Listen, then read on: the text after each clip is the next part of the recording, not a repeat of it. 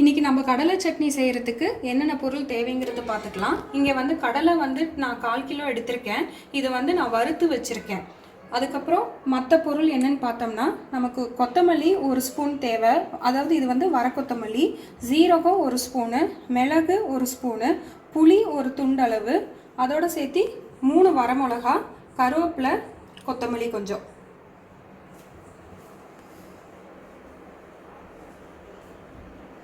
கடலை சட்னி செய்கிறதுக்கு ஃபஸ்ட்டு நம்ம வடை சட்டியை சூடு பண்ணிவிட்டு அதில் 1 ஸ்பூன் மட்டும் எண்ணெய் ஊற்றிக்கலாம்.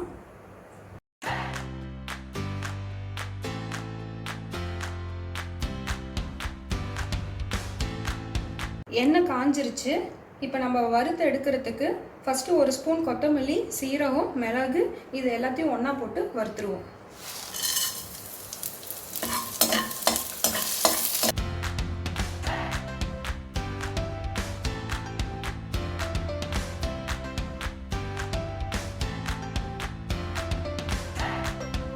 கொத்தமல்லி, அந்த மிளகு, சீரகம் இதெல்லாமே லேசாக வறுபட்டுருச்சு. நம்ம இப்போ அதோடு சேர்த்து 3 வரமிளகாயும் சேர்த்து போட்டுருவோம்.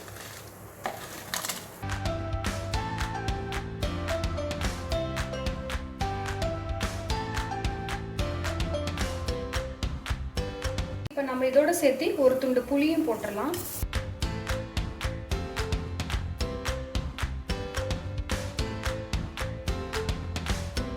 புளி நம்ம லேசாக போட்டது எதுக்குன்னா, அதோட பச்சை வாசம் லைட்டாக போகிறதுக்காக எண்ணெயில் சும்மா ஒரு 2 பெரட்டி பண்ணால் போதும்.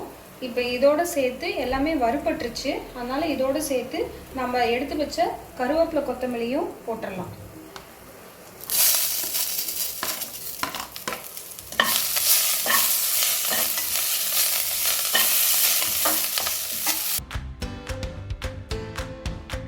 ஒவ்வொரு ஊரில் ஒரு மாதிரி செய்வாங்க. கடலை சட்னிக்கு பொதுவாக தேங்காயும் போடுவாங்க. ஆனால் நான் எப்பயுமே தேங்காய் போடுறதில்ல. நீங்கள் வேணும்னா தேங்காயும் ஒரு 3 ஸ்பூன் அதோடு சேர்த்து போட்டு அரைச்சிக்கலாம்.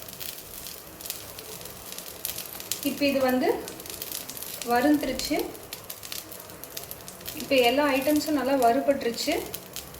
கேஸ் ஆஃப் பண்ணிக்கலாம்.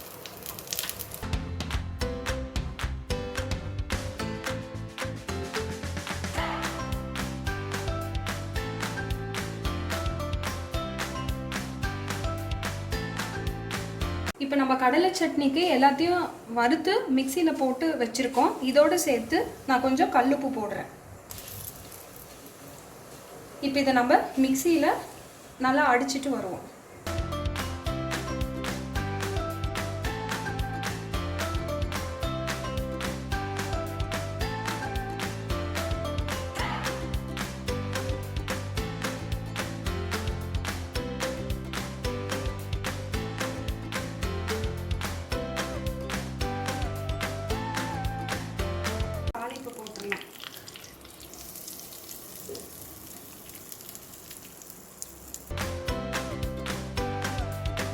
இப்போ கடலைப்பட்டை சட்னி ரெடி.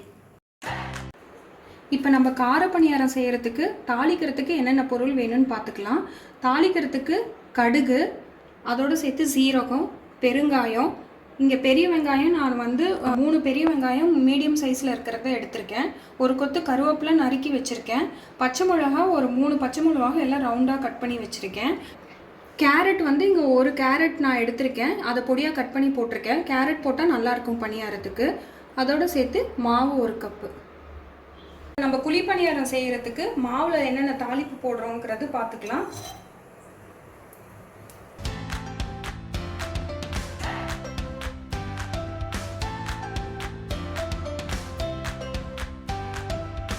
எண்ணெய் காஞ்சிருச்சு. இப்போ நம்ம வந்து தாளிக்கிறதுக்கு கடுகு 1 ஸ்பூனு,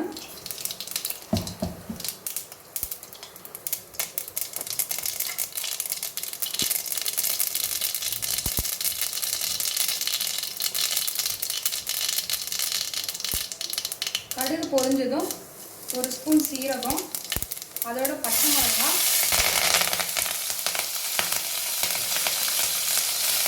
நறுக்கி வச்ச வெங்காயம்.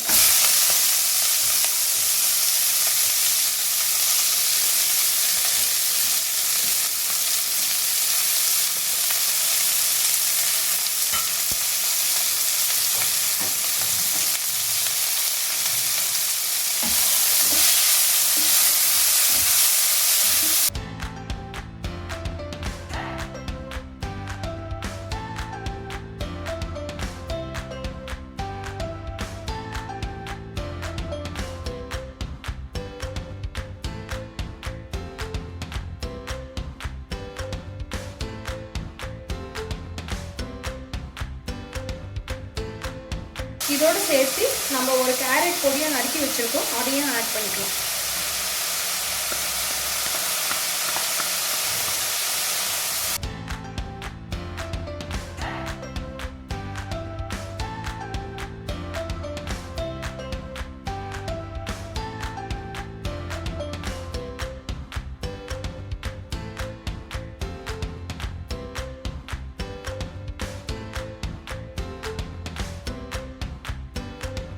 வெங்காயம் கேரட்டுக்கு தேவையான உப்பு ஆட் பண்ணிக்குவோம்.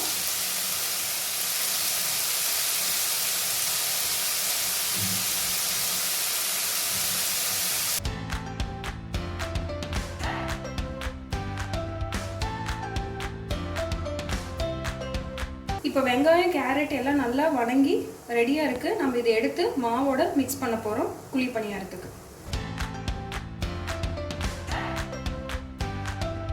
இப்போ இதை நம்ம தாளிப்பு எடுத்து மாவில் மிக்ஸ் பண்ணிக்கலாம்.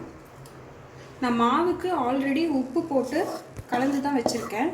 அதனால் நான் இந்த வெங்காயத்துக்கு கேரட்டுக்கு மட்டும்தான் அப்போ தாளிக்கும் போது போட்டிருந்தேன்.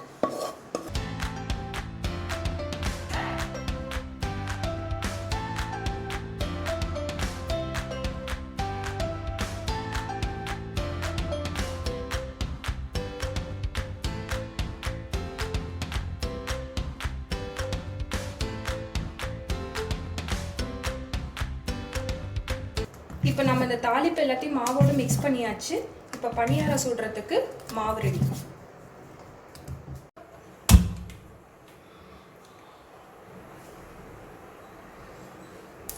கார பணியாரத்துக்கு கல் காஞ்சிருச்சு. இப்போ நம்ம எல்லா குழியிலையும் எண்ணெய் ஊற்றிடலாம்.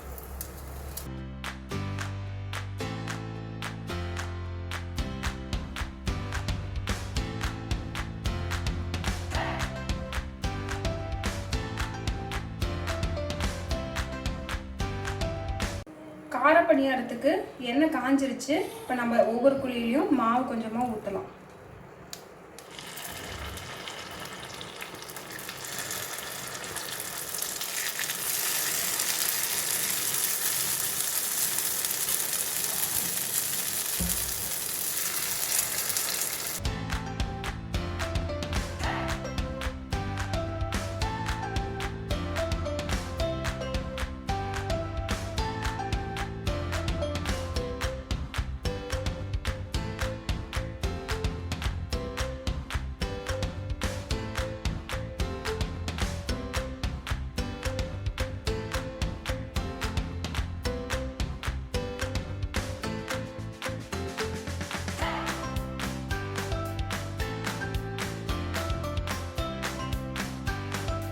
கார பணியாரம் ரெடி. இப்போ நம்ம இது எல்லாத்தையும் எடுத்து பிளேட்டில் போட்டுக்கலாம்.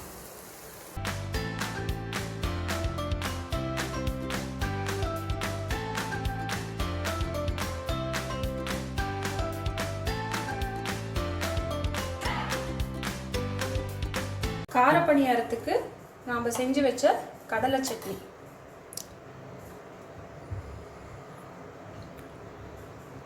கடலை சட்னி கார பணியாரம் ரெடி.